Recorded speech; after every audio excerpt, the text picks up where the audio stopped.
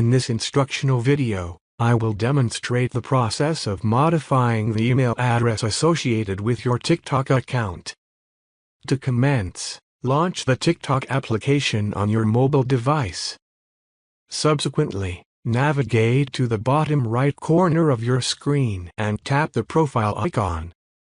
Proceed by tapping the three horizontal lines located at the top right corner of the screen, followed by selecting the Settings and Privacy option.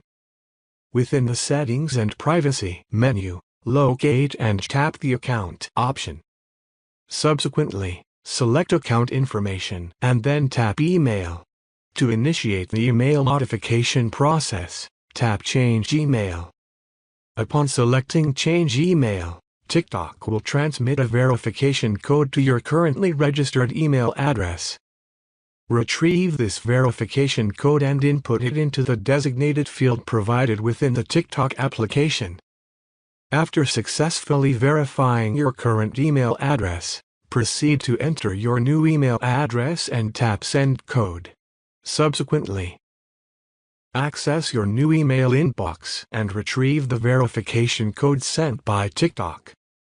Input this verification code into the corresponding field within the TikTok application.